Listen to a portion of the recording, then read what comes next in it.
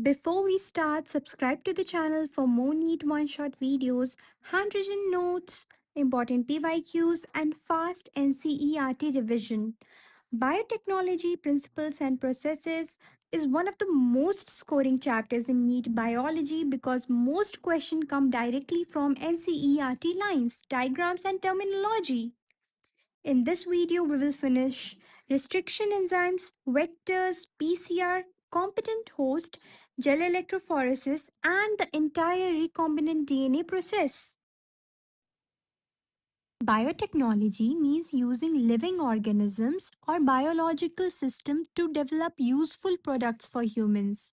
Traditional biotechnology includes products like curd, bread, and wine, but modern biotechnology mainly depends on two core techniques: genetic engineering and bioprocess engineering.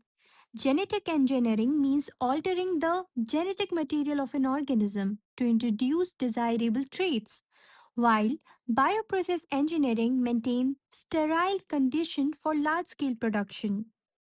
Questions from this area are usually statement-based and directly picked from NCERT wordings. Recombinant DNA technology follows a fixed sequence.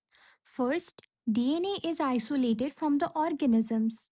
Then, restriction enzyme cut DNA at specific sites. The desired gene is amplified using PCR. After amplification, the gene is inserted into a vector using ligase enzyme. This recombinant DNA is transferred into a host cell where the foreign gene expresses itself and produces the required product. If you understand this overall flow, the entire chapter becomes easy. Restriction enzymes are called molecular scissors because they cut DNA at specific recognition sites. Restriction endonucleases cut DNA internally, while exonucleases remove nucleotides from the ends. E. coli 1 is the most important enzyme. It recognizes the palindromic sequence GAATTC. A palindromic sequence reads the same in opposite direction on complementary strands. E. coli 1 cuts between G and A and produces sticky ends. Sticky ends are extremely important because they help foreign DNA bind easily with vector DNA through complementary base pairing. The naming of restriction enzyme is frequently asked in exam.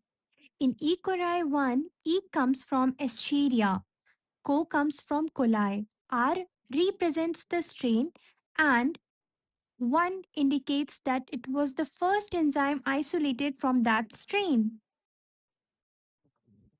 A cloning vector is a DNA molecule that carries foreign DNA into the host cell. A good vector must contain three important features. First is origin of replication or ORI, which controls replication and copy number of DNA. Second is selectable markers like ampicillin and tetracycline resistance gene, which helps identify transformed cells. Third is cloning site, where foreign DNA is inserted. Questions from ORI and selectable markers are extremely common in exams.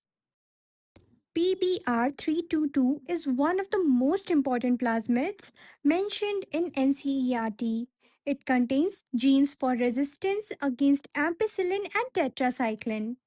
Bacterial cells normally cannot take up DNA easily, so they are made competent using calcium chloride treatment. This increases permeability of the bacterial cell membrane. Heat shock treatment then allows recombinant DNA to enter the host cell.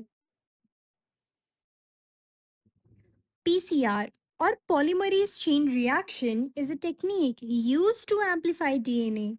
It can produce millions of copies of a desired DNA segments within a few hours. PCR requires four major components. Template DNA contains the target sequence to be amplified. Primers are short DNA sequences that initiate replication. DNTPs act as building blocks for new DNA strands. Taq polymerase is a heat stable enzyme that synthesizes DNA even at high temperatures.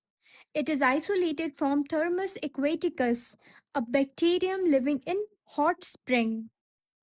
PCR occurs in three repeated steps.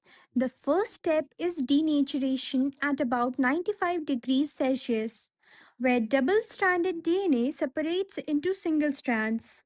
The second step is annealing, where primers bind to complementary DNA sequence. The third step is extension at 72 degrees Celsius, where Taq polymerase synthesizes new DNA strands. These cycles repeat multiple times, causing exponential amplification of DNA. This is why PCR can generate billions of DNA copies from a very small sample. After every PCR cycle, the number of DNA molecules doubles. The exponential amplification is the reason PCR is widely used in medical diagnosis, forensic science, and genetic engineering. DNA fragments are separated using gel electrophoresis. DNA is negatively charged due to phosphate group, so it moves towards the positive electrode or anode. Smaller fragments move faster through the gel matrix. After separation, desired DNA bands are cut from the gel and extracted through a process called elution. Now connect the whole chapter together. DNA is isolated and cut using restriction enzymes. The desired gene is amplified through PCR. Ligase joins the DNA with vector DNA to form recombinant DNA.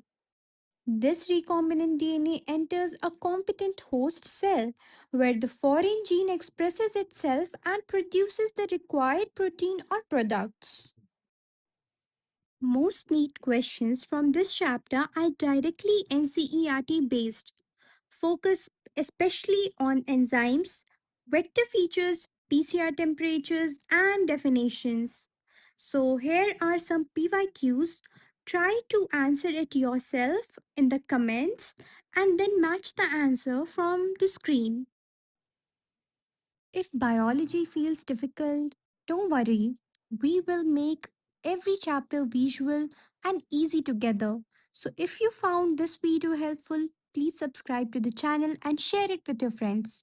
Stay consistent. All the best for your exams.